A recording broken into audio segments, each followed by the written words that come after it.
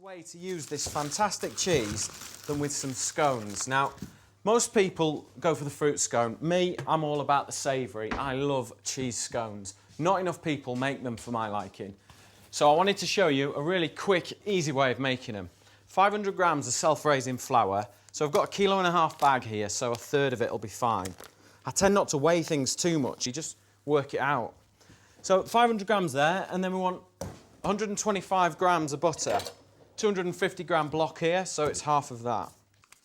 So in with that. And then into there, I want a pinch of salt and a pinch of cracked black pepper and then a teaspoon of English mustard, just to give it that real sort of kick of flavour. So I just sprinkle that in. And then we want to get all the butter rubbed into the flour. So get your hands in and just really rub it together. But as you do, kind of lift it up and get some air into there as you do it. This is what will be the difference between a really flat, like hockey puck scone and a really light one.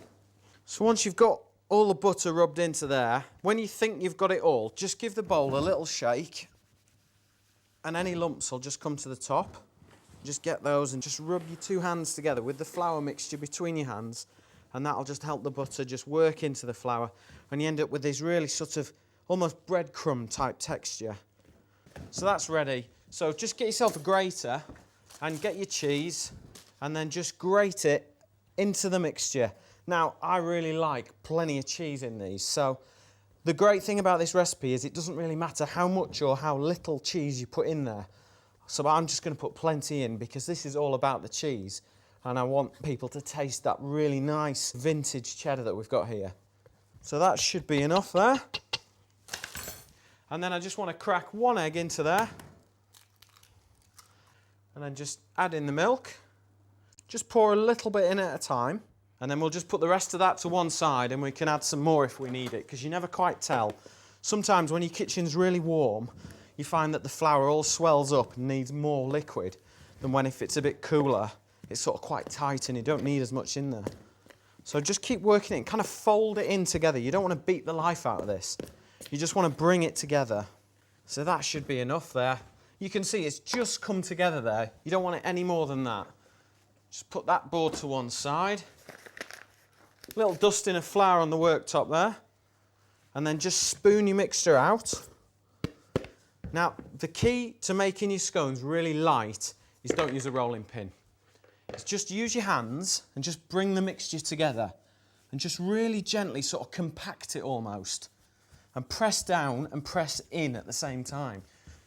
So just press it down to about 1 inch thick. That should be enough there. And then we've got some of these little cutters. Now I want probably a fairly decent sized one. That one should be fine. And then just press down on the cutter and give it a little twist and then just knock it into your hand there. And then just pop it on the baking tray. A little twist. That's it.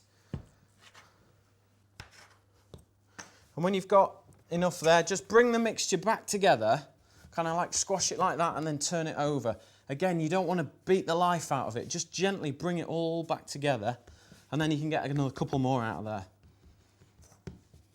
So just press it down, there we go. What I tend to do with the last little bit is pop it into the ring mould because you never quite get it right if you don't do it this way around. And then just press it in and it'll come out like that. And then just to make it really, really tasty, I'm going to put some more of this great cheese onto the top of the scones. Again, you can put as much as you like on here. Okay. I'm going to pop these in the oven about 200 degrees for about 10 to 12 minutes. And I'm going to serve these with a really quick and easy peach chutney. Chop your onion really finely. The finer you can get these onions, the quicker the chutney will cook. So cut through horizontally. And then just run your knife through as finely as you possibly can. So gas on, in with the onions, into the pan. The key to getting these onions really sweet and caramelised is to get some salt in there, and what that does is it really draws out all the water out of the onions and just lets the natural sugars come out and caramelise, and that's how you get that really kind of sweet, sticky onion flavour. The next ingredient to this is tinned peaches. Now, a lot of people might frown upon using tinned peaches, but for this dish, it's absolutely perfect because these are picked perfectly ripe and they're in a syrup, so they're really sort of sweet and they'll mush up really well. And what they'll do is when we add them to the pan, you can just kind of tear them up into little pieces. They'll just break down and make a really sort of rich, sweet, luscious kind of chutney. And the sweetness just works really, really well. We need to add a little bit of acidity. So we'll just add in some balsamic vinegar, about half a wine glass. Just add in a couple of handfuls of preserving sugar, and that'll just help it set when it cools down. Give that a really good stir around, and then it'll take about 10 to 15 minutes to reduce. Final little touch to this chutney is just some nice fresh thyme. Just push the thyme off the main twig and just chop that. It doesn't need to be too fine, just a rough chop. Just pop that straight into the chutney. Give that a quick stir around. Just carefully pour that into this jar. If you can pour it in when it's hot, it creates a better seal for when you're preserving it. And then we'll pop the lid straight on. And that should just keep nicely for a couple of months then.